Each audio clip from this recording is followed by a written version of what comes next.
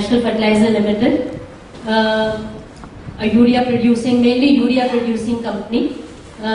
We are the second largest in the country. We produce about 3.6 million tons, and we have plants at Panipat, Bhatinda, Nangal, Vijaypur.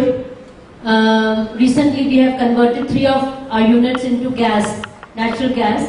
Earlier, only Vijaypur unit was a natural gas. Now, all the units are on natural gas. We have about 4,000 employees and a turnover of about 8,000 odd crores. Issues about fertilizer, in any case, you must be hearing about it. Urea is, in a very controlled regime. Our prices are, the MRP is about 30% and the subsidy is about 70%.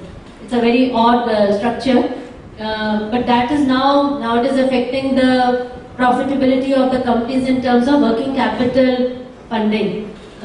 Gas in any case is a pass-through. The government has fixed preset norms that we have to adhere to those energy norms, and we are pretty competitive on that, the country as a whole. The country consumes about 30 million tons of urea, of which about 22 million ton is domestically produced. 2 million ton we get on long-term contract basis under OMIFCO, and the remaining is being imported. PSUs account for about 20% of the total fertilizer production in the country. About 20% is by the cooperatives. So you can find about 40% is in this sector and the 60 is about with the private. My journey in the, because my entire career has been in PSUs. I was earlier with Steel Authority for 26 years, and for the last 7 years I'm with National Fertilizer Limited.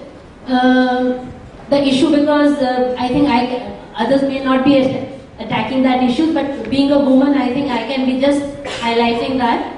Working in a PSU, I feel is very comfortable. The time I joined, I'm a chartered accountant by profession. So the time I joined Steel Authority for my 26 as a junior manager. So the scope is there that you can grow up right up to the CMD level the way I have grown up.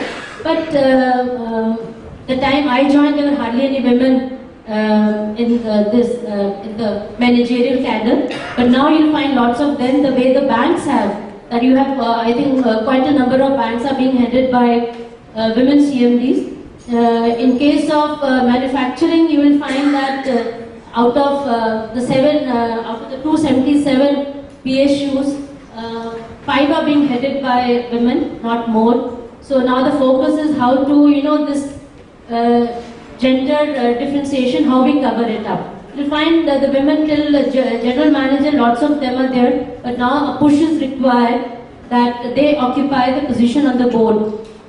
The company law has said that, okay, 1 women director should be on the board, but I think that would require a push from PSP's scope that they become directors also. They don't stagnate at GM or ED level. How we push them into the board level, that more and more of them come on the boards of the various PSUs.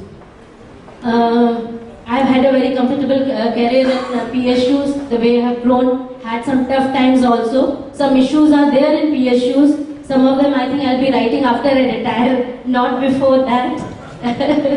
So what my experience has been there.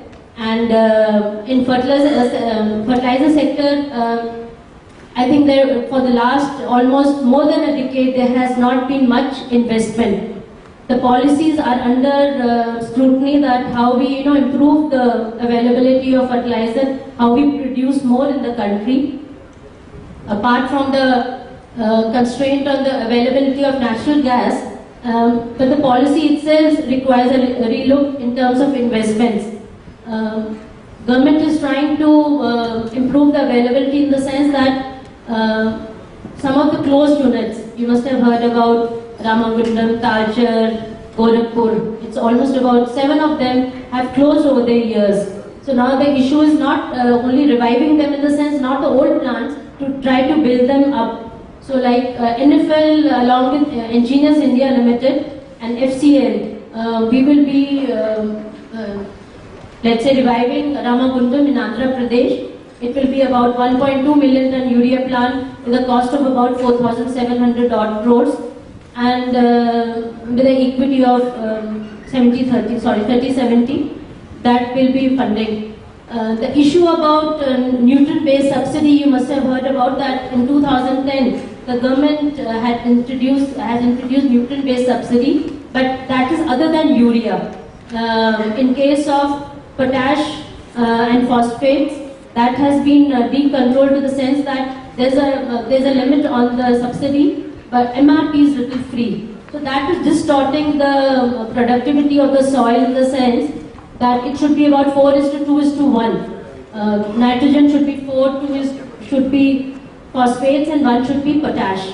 But the distortion has taken place over a number of years that now it is becoming almost like 8:3:1. 8 times nitrogen, 3 times phosphates, and 1 time potash. So that is distorting the productivity of the soil. So that is a big issue for the country as a whole, that how we improve the productivity, how we remove this distortion. So there is a scheme going on that whether urea should also be brought under the nutrient-based subsidy. So then the farmer will not be, there will not be a problem for the farmer, that urea being a less costly item, they will not resort to it and use the other fertilizers also, because there is a big deficiency of not only macronutrients but even micronutrients. So I think I would be ending on this. So thanks a lot, and wishing the whole day, I think the seminar what you're going to have a big success. Thank you. Thanks a lot.